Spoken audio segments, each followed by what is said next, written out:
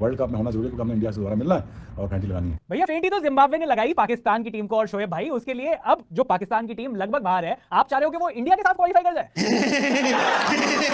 हमने अपने जो चीज है ना दूसरों के हाथ में छोड़ दिया है। तो अच्छा अगर हम खेल भी गए बांग्लादेश से, लेकिन अगर दूसरे मैचेस में हमारे फेवर के रिजल्ट नहीं आए तो फिर हम फिर भी सेमीफाइनल हम नहीं पहुंच पाएंगे। तो ये एक बहुत बड़ा डिसअपॉइंटमेंट है पाकिस्तान के फैंस के लिए।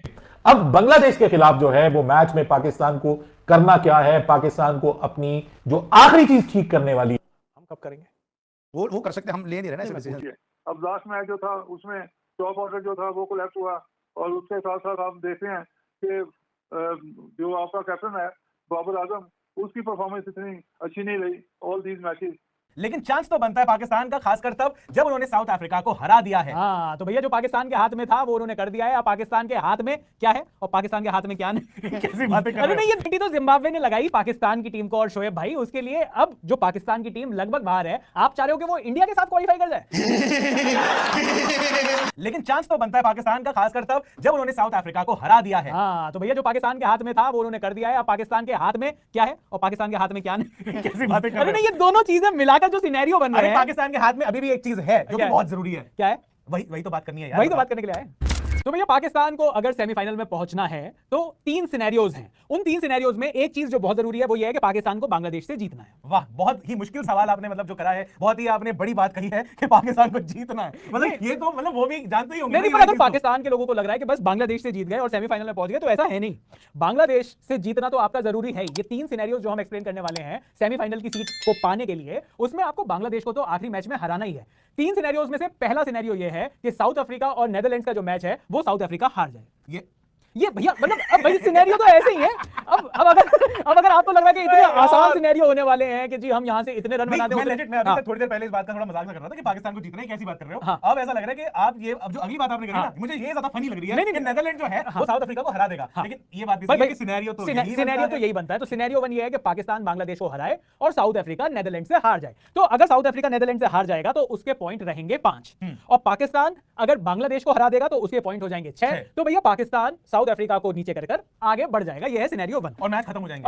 उसके बाद कुछ नहीं बचेगा कि जहां पे और चांस कोई बनेंगे। हाँ, अब बात करते हैं सिनेरियो नंबर 2 की। पाकिस्तान जीत जाए। देखो मैंने जैसे बोला पाकिस्तान को तो जीतना ही है। सिनेरियो नंबर 2 ये है कि साउथ अफ्रीका और नेदरलैंड्स के मैच में बारिश पड़ जाए और मैच अबैंडन हो जाए, एक पॉइंट दोनों को मिल जाए। ये वाला जो सिनेरियो है ना, ये थोड़ा सा फिर भी पहले वाले से ज्यादा रियलिस्टिक लग रहा है। बारिश के चांसेस देखो जिस तरीके से पूरे वर्ल्ड कप में बहुत सारी टीमों के लिए उन्होंने काम खराब करे हैं। हाँ। साउथ अफ्रीका भी साउथ अफ्रीका की पोजीशन में होता ही नहीं। साउथ अफ्रीका तो वैसे भी बारिश से कहता है ना कुछ रिश्ता है हमारा पुराना वाला। लेकिन तो ये बारिश से इनको असर होता है। हाँ। इनको बारिश भी जलाती है। इनको आग की जरूरत नहीं है जलने के लिए। अब बांग्लादेश के खिलाफ जो है वो मैच में पाकिस्तान को करना क्या है, पाकिस्तान को अपनी जो आखिरी चीज ठीक करने वाली है वो ठीक करने की जरूरत है। पाकिस्तान को अपनी अब ओपनिंग जोड़ी तब्दील करने की जरूरत है।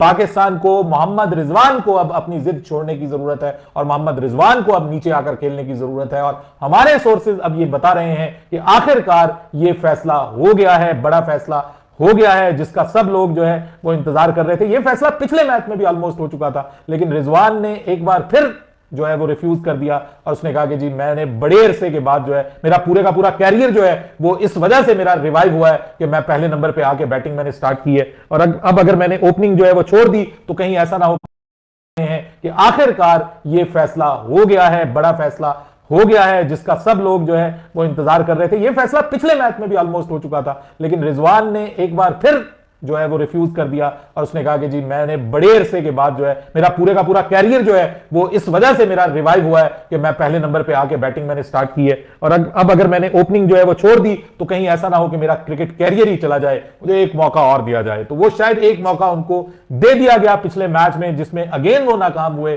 दूसरी जानिब बाबर आजम भी मुस्तकिल तौर पर नाकाम हो रहे हैं। तो मुमकिन है कि अगर आपको एक ऐसा पार्टनर मिल जाए जो आपके ऊपर से प्रेशर ही खत्म कर दे और आपको टेंशन ही ना हो कि अब आपको पावर हिटिंग करनी है, आपको जस्ट पावर प्ले में सिंपली मेरिट के ऊपर शॉट खेलने का मौका मिले, तो आई थिंक सो कि ये बाबर आजम के अपने लिए बहुत दुरुस्त है और बाबर आजम की फॉर्म में वापसी में एक चीज मददगार ये साबित हो सकती है। जाहिर बात है कि जब रिजवान और बाबर दोनों खड़े होते हैं तो वो दोनों एक दूसरे के लिए प्रेशर का बाइस बनते हैं कि दोनों में से कोई एक भी इस वक्त जो है वो अच्छी तरह से उस तरह से शॉट्स खेल नहीं कर पाता, पावर प्ले का अच्छे तरीके से इस्तेमाल कर नहीं पाता, तो दूसरा जो है वो भी मतलब ये भी प्रेशर में वो भी प्रेशर में। अब दोनों में से कोई एक, अच्छा पहले कामयाबी की क्या वजह थी? पहले इन दोनों के कामयाबी की वजह ये थी कि अव्वल तो दोनों चलते थे, अगर दोनों नहीं चलते थे, एक नाकाम होता था तो दूसरा चल जाता था, दूसरा नाकाम होता था तो पहले वाला चल जाता था। इस तरह से बात जो है वो आगे चली जाती थी और दरमियान में कोई ना कोई जो था वो मिडिल ऑर्डर में और फिर लोअर मिडिल ऑर्डर में कोई ना कोई हिटिंग करके स्कोर को हम 160 170 पे ले जाते थे। लेकिन अब ऐसा नहीं हो पा रहा। उसकी वजह यह कि दोनों आउट ऑफ फॉर्म है और दोनों एक दूसरे पर प्रेशर की वजह बन रहे हैं। इस वजह से मेरे ख्याल में अब बाबर आजम भी आउट ऑफ फॉर्म हो गए हैं प्रेशर में आने की वजह से। अब अगर मोहम्मद हारिस को आप ओपनर बना लेते हैं अपने इस आखिरी मैच में तो कम से कम एक मैसेज जाएगा, एक मैसेज जाएगा। भले बाबर आजम तीसरे नंबर पे आ जाए, मैं तो कहता हूं बाबर आजम के भी तीसरे नंबर पे आने में कोई हर्ज नहीं है। बाबर आजम एक प्रॉपर प्लेयर है, तीसरे नंबर पे आके वो विराट कोहली वाला रोल प्ले कर सकता है पाकिस्तानी टीम में और वहां पर आकर वो खेल सकता है। लेकिन मुझे ऐसा लगता है कि शायद वो अभी भी अपनी अना पे अड़ा हो, तो किसी ना किसी को तो अपनी अना को कुर्बान करने की जरूरत है और ऐसा अब होने जा रहा है। खबरें ऐसी आ रही हैं कि बांग्लादेश के खिलाफ पाकिस्तान अब अपना फैसला ये करने जा रहा है और ओपनिंग जोड़ी जो है वो तब्दील होने जा रही है। नया